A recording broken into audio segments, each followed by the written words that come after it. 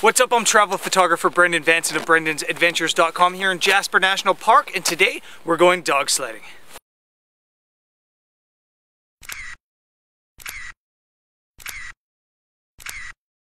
So with winter and the holidays coming, I thought I would give you guys a couple tips on how to take some cool photos in winter scenes.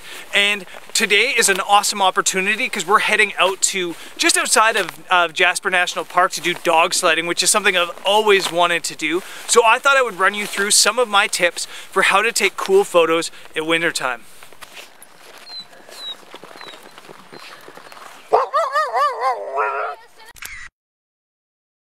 So tip number one when out shooting in winter scenes is you really got to watch your exposure. When you have all this white like this, your camera's sensor, your camera's meter is a little bit fooled by it and it thinks it's a very bright scene when really it's not that bright at all. So you're going to want to do a little bit of exposure compensation by 1 or 2 stops. If you're shooting manual mode, it just means watching your meter and exposing a little bit more than you think you should. If you're shooting on AV mode, on aperture priority mode, you can just spin your exposure compensation 1 or 2 stops to make up for the issue in lighting.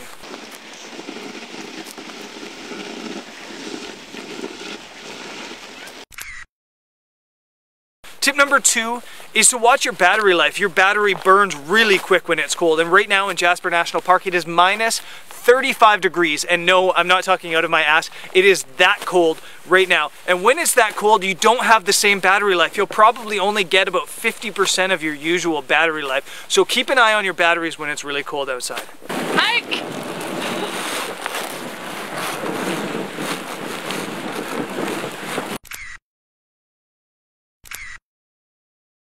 Tip number 3 is to find a colorful, contrasting subject in the white snow. As you can see, I'm in this boring green color. This doesn't work. If your subject's this color, it just blends in and is boring. You want to pick a subject like that glowing mountain, this beautiful red, or if you're shooting people, you want to put people in red clothing or pink clothing or blue clothing, anything that stands out amongst the snow.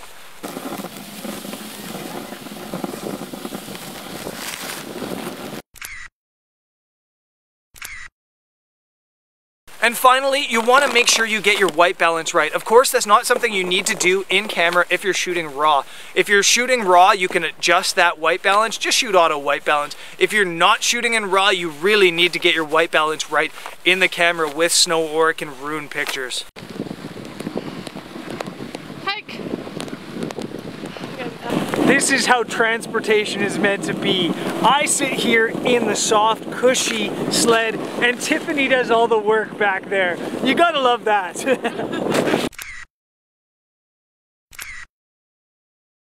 So that's it from the dog sledding footage. Right now I want to take you back to the digital darkroom and walk you through how I'm going to edit these images in Photoshop Elements 13. Let's say you've taken some images and your white balance is off or your exposure is off because of the snow. This is how you can make those adjustments.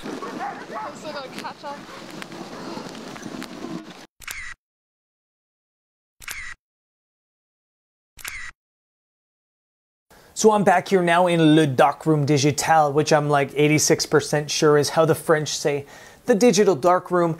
And as I mentioned, I'm gonna walk you through 2 or 3 of these images I shot out dog sledding near Jasper National Park. And I'm gonna do so in Photoshop Elements 13, as I have a lot of people always asking me about Photoshop Elements 13 and how to do certain edits there. So let's get into it. And I also want to talk about the challenges of shooting in snow as I go through them. So let's go to this first image and talk about those sort of things.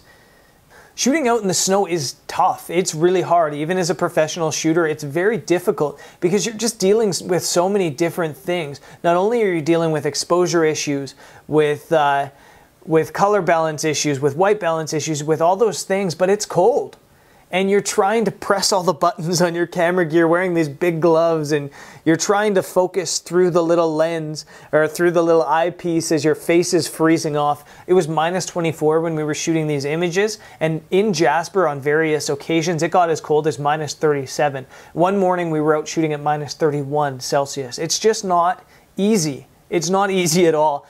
But Like all things in photography, the greatest challenges often come with the biggest rewards, which is awesome. And I'm so stoked about the images that came out of Jasper on this trip, including these dog sledding images. And of course, you can head over to brendansadventures.com and see the article on this dog sledding excursion in Jasper, and it will give you the video as well as all the photos edited from that trip.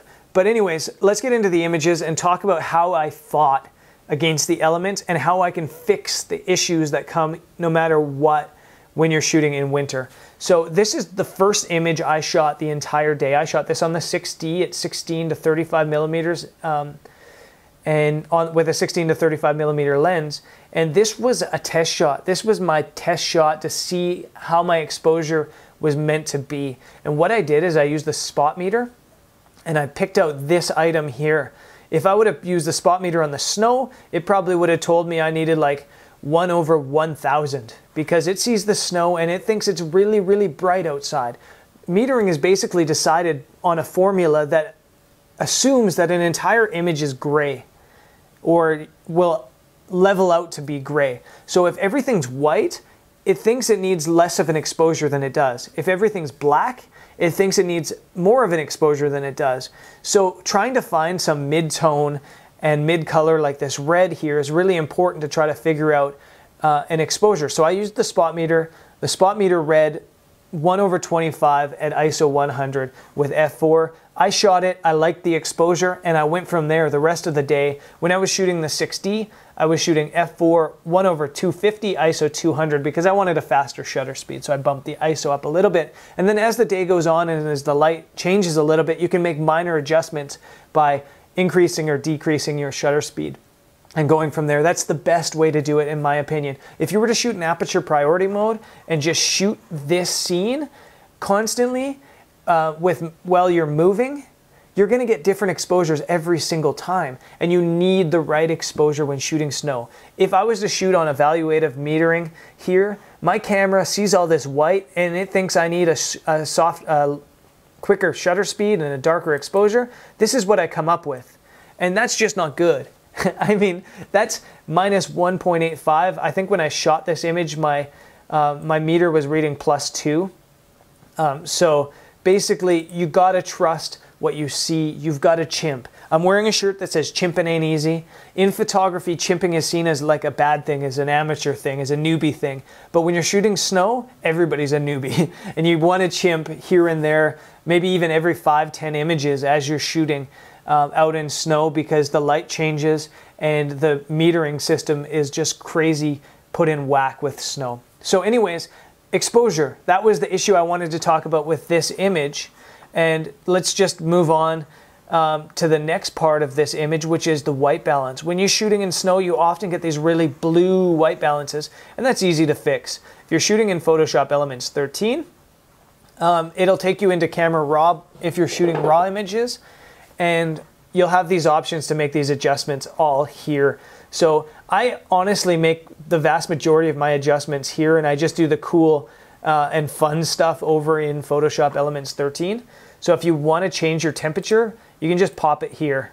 Move it something like that, looks about right. You've got white snow, you've got a red sled, you've got this nice golden color here. The white balance looks proper. The best way to find a proper white balance is to look at the snow and to try to assume that that should be white. And when the snow's white, then you've got it right. That rhymed and I wasn't trying to do it. But if you look at how the image was originally shot, the snow is blue. So yeah, something up like this is correct. Now let's imagine that you don't have Photoshop, that you don't have RAW, that you didn't shoot in RAW, that you shot on a point and shoot or an iPhone or something like that, and you still want to change the white balance in Photoshop Elements 13, you can. So I haven't made any adjustments here. I'm just going to open the image. And honestly, it's one of the things I wish was a little bit easier in Photoshop Elements 13. I wish there was a temperature here. I wish there was somewhere that said temperature. You've got color cast where you can kind of remove the blue color cast and it fixes it for you there. Or you can go, you know, you'd have to mess around with it finding that blue color cast. That's one way you can do it. Another way you can do it is go into Expert and I'm going to create a duplicate layer and work on that duplicate layer. The other way is to go into filters and adjustments and then photo filter, and then you've got all these photo filters here. So you can use a warming filter or a cooling filter if you need to get the image cooler. And then you can just play around with it there. So this, excuse me, is our original image. If you move that up to to 24% or something like that, it looks like a proper white balance again here. So that's a good way to fix it. It's a quick way to fix your white balance using Photoshop Elements 13. So yeah, that does the trick. Again, I can't advise enough to shoot in RAW because it just gives you that ability. If you're a smartphone photographer, I'm telling you, using an iPhone is cool and you get cool images, but you don't have that extra little bit of leeway to play with that you get with RAW images. If you're shooting iPhoneography or smartphoneography, I recommend using a Nokia Windows phone. When you use one of these things, you can actually shoot in RAW, in DNG. So if you're shooting the 1520 or 1020, you can shoot DNG files, and it gives you so much more leeway when creating white balance and stuff like that. So if you're shooting point and shoot, there's nothing you can do about it. You can't shoot RAW. So this is how we're gonna have to do it. If you're shooting a smartphone, like an iPhone, you've got to do it this way too. If you're shooting a Nokia or a Windows phone, you can edit the RAW files there, which is sweet, in my opinion. So let's talk about another one of the items I mentioned in the intro to this video, which is finding a subject that is very colorful. When you're shooting snowy winter subjects, everything's white, everything's snowy, and to get something to really pop off of it, you need colorful clothing. You need yellows, like this yellow, or you need blues or pinks or reds, anything but like greens or grays or blacks. You need really popping colors. Pinks and yellows work wonderfully. Now in this image that we have here, this is the daughter of one of the guides out there on the excursion dog sledding, and she was super cute, but on top of it she was wearing this really colorful yellow jacket, and actually before she was wearing an even more colorful blue one. So she was a perfect subject amongst these dogs in snow. And again, you need to adjust things like the white balance to really get her there. But let's open the image. I've just adjusted the warmth here because it's easier. And I'm going to show you how to make her really pop, the color pop on her as well. Just using the quick guided edit here. And by going enhance colors and then just increasing the saturation. If you go too much, obviously it looks terrible. You have very little leeway. I usually say 50 is your limit. I think in this image it's too far already. As you can see, some of the red on her shoulders is already starting to burn a bit. So something like 37, and you can just see how that pops, how the color is just a beautiful yellow, and it really sings in all this white snow. So find subjects that glow. Find subjects that just pop off of the snow if you're looking to do winter images. And let's go done here. You remember a couple of videos I did ago, I talked about the selection tool and stuff like that. You can also do that with images like this. I picked the wrong one though. Color pop, let's go yellow. If you want to do a black and yellow, black and white color pop, something like that. You can always do that stuff in Photoshop Elements 13, which is cool. Let's go now to the final image, which again has issues when it comes to white balance. It's all about white balance when you're shooting snow. White balance and exposure. So yeah, let's get into this image. This image was sharp. If you're wondering if that new 16 to 35 millimeter f4 is sharp, it is. It's incredibly sharp. I'm going to warm up the image first so you can see it properly. But look at this. This is zoomed at almost 100%. Let's go to like 200%. And it is sharp. I mean, you can see every lash, every detail there. It's incredibly, incredibly sharp, this lens on the 6D. And I'm incredibly happy with that as well. So we've got our dog image. He's got all the snow hanging. This was the end of the day. And let's go into Photoshop Elements 13 again, now that I've fixed the white balance and only the white balance. And this is an image that doesn't meet any of the rules of composition. This is one of those things, the dog's head's basically in the middle of the image. There's a person distracting in the image here. There's all this wasted space in the top. And this is where I like, in the quick area of Photoshop Elements 13, this new thing that they have called crop suggestions. And I'm not the type that uses it because, well, you know, because I'm a professional and I know what to look for. But if you're not and you're kind of trying to get some suggestions on how to crop an image, that's exactly what it does. It gives you all these ideas using the rules of composition to give you the proper crop. So you can see here, it gives you all these different options. And personally, I think this is the best option because this person's in the background. So if we crop here and hit check, you've got that person cropped out. You've got the dog. Yes, he's smack, or he or she is smack in the middle, but it's also at 2/3 in height, and it's just a better crop. So I really like the crop suggestions that you get with Photoshop Elements 13. When you're shooting out in really cold, extreme conditions, sometimes you're prone to just fire away and get it over with as quick as you can. And that was honestly the case with me in a couple of these situations. I got up close to these dogs and I just wanted to fire images and get a lot in the frame and then crop them down later because it was too cold to lay there in the snow and think about every single corner of the image. And that's where this crop tool comes in handy.